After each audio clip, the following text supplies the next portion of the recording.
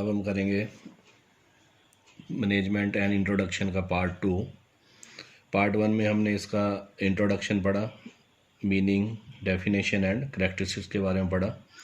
अब पार्ट 2 में हम पढ़ेंगे ऑब्जेक्टिव्स ऑफ मैनेजमेंट, प्रबंध के उद्देश्य। कोई भी काम करें हम, उसके पीछे कोई ना कोई उद्देश्य ज़रूर होता है। तो मैनेजमेंट तो एक वास्ट एक्टिविटी है बहुत ही, तो इसके भी कुछ ना कुछ उद्देश्य होंगे। तो इसके हम जो ऑब्जेक्टिव्स हैं 2 पार्ट्स में बांटते हैं। एक तो ऑर्गेनाइजेशनल ऑब्जेक्टिव्स और दूसरा जो है सोशल ऑब्जेक्टिव्स। ऑर्गेनाइजेशनल ऑब्जेक्टिव्स क्या होते हैं? It refers to a certain objectives for whole the organisation. पूरी संस्था के लिए जो हमने ऑब्जेक्टिव्स अचीव करने हैं वो आते हैं इसमें। वाइल फिक्सिंग दीज ऑब्जेक्टिव्स, इन ऑब्जेक्टिव्स को फिक्स करते हुए मैनेजमेंट क्या क्या ध्यान में रखती है? Benefits of our related parties, जो जितने भी रिलेटेड पार्टीज़ हैं बिजनेस से, कौन कौन सी पार्टी रिलेटेड होती हैं? ओनर्स हो गए, ओनर को क्या चाहिए? प्रॉफिट चाहिए। एम्प्लॉय को क्या चाहिए? बोनस चाहिए, सैलरी चाहिए, इंक्रीमेंट चाहिए। ऐसे ही कस्टमर को अच्छी क्वालिटी की गुड्स जो हैं चीप प्राइस पर चाहिए। गवर्नमेंट एक्सेट्रा, गवर्नमेंट को टैक्स चाहिए। तो ये सब पार्टीज होती है जो बेनिफिट लेती हैं।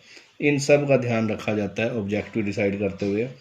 This also fulfil organisational economic objectives which are survival, profit and growth. इसमें जो इकोनॉमिक ऑब्जेक्टिव्स हैं उनको भी ध्यान में रखा जाता है, जिसमें पहला है सर्वाइवल। सर्वाइवल क्या होता है कि एक संस्था, तो पहला इसका ऑब्जेक्टिव है, इकोनॉमिक ऑब्जेक्टिव कह लो या ऑर्गेनाइजेशनल ऑब्जेक्टिव, वो है सर्वाइवल। अब सर्वाइवल क्या होता है?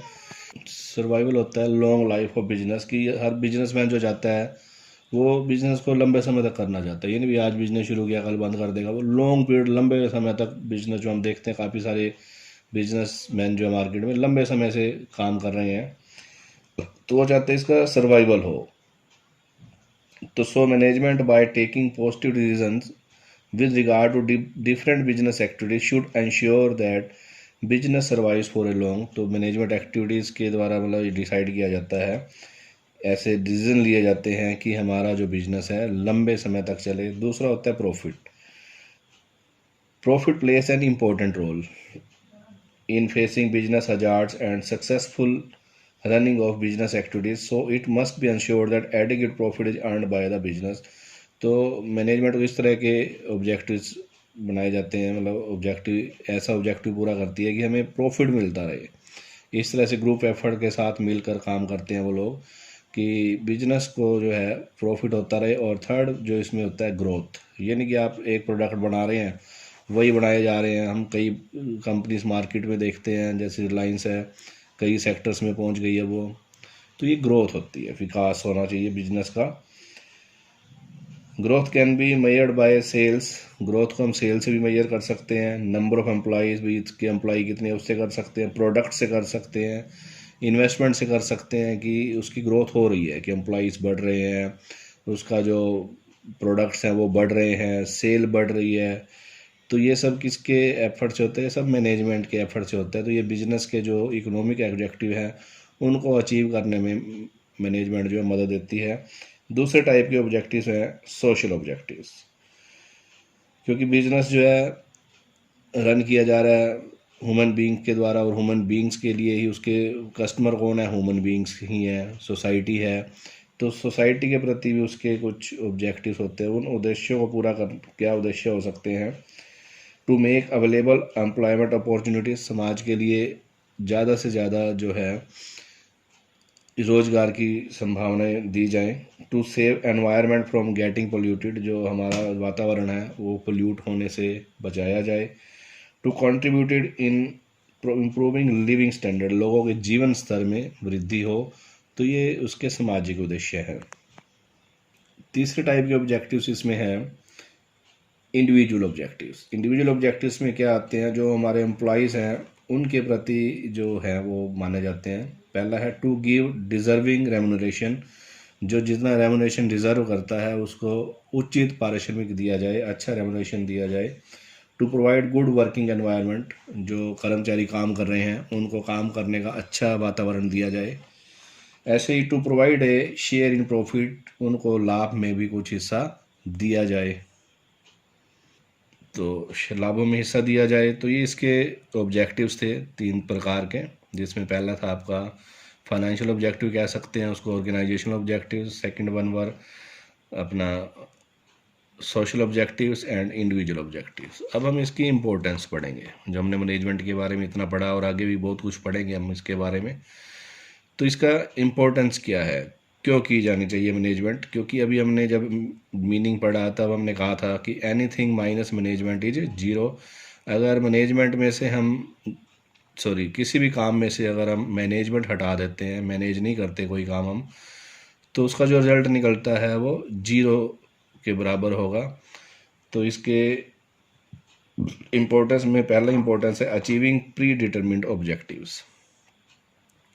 पहले से ऑब्जेक्टिव्स डिटरमिन्ड होते हैं, निश्चित किए जाते हैं। उन ऑब्जेक्टिव्स को मैनेजमेंट के द्वारा अचीव किया जाता है। मैनेजमेंट अपने काम करती है, उसके द्वारा ये अपनी चतुराई से, अपनी एक्सपर्टनेस से जो है इन प्री डिटरमिन्ड ऑब्जेक्टिव्स को अचीव करती है। सेकंड पॉइंट है इसमें इम्पोर्टेंस का मैक्सिमम यूटिलाइजेशन ऑफ रिसोर्सेज। जो भी हमारे रिसोर्सेज हैं उनका मैक्सिमम यूटिलाइजेशन किया जाए, 100% उनसे लिया जाए, चाहे वो ह्यूमन रिसोर्सेज चाहे अदर रिसोर्सेज हैं, उनका पूरा प्रॉपर यूटिलाइजेशन किया जाए और पूरा यूटिलाइजेशन किया जाए जिससे मैक्सिमम प्रॉफिट हो हमें।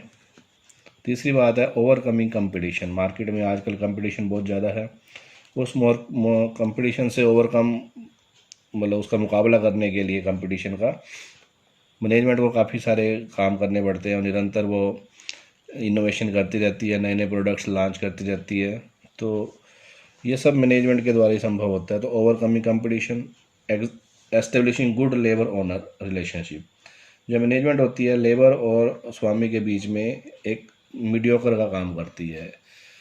स्वामी के आदेशों को नीचे लेबर तक पहुंचाती है और लेबर के जो समस्याएं हैं उनको मालिक तक पहुंचाती है। तो दोनों के बीच में मधुर संबंध बनाए रखने के लिए मैनेजमेंट काम करती है।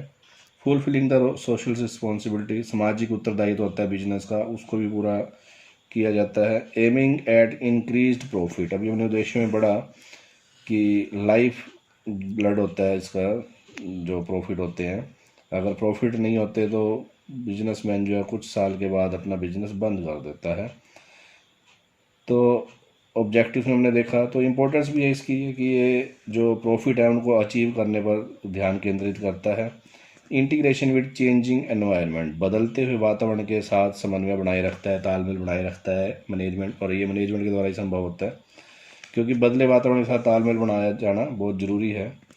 इस तरह से ensuring smooth running of large scale business, जो बड़े पैमाने के व्यवसाय हैं उनके स्मूथ रनिंग में मैनेजमेंट का एक बहुत बड़ा हाथ होता है, उसके बिना ये संभव नहीं हो पाता। तो ये थी इसकी इम्पोर्टेंस और इसके साथ ही इंट्रोडक्शन हमारा चैप्टर कंप्लीट हो जाता है। तो इसमें आपका जो क्वेश्चन क्या है, पूरा क्वेश्चन यही बनता है आपका। एक तो अलग से बनेगा आपका define management and right it characteristics, and second question जो आपका ऐसा टाइप बनता है वो है राइट इम्पोर्टेंस ऑफ मैनेजमेंट। तो ये आपको वीडियो पसंद आए तो इसको लाइक, शेयर एंड सब्सक्राइब करें। Thank you.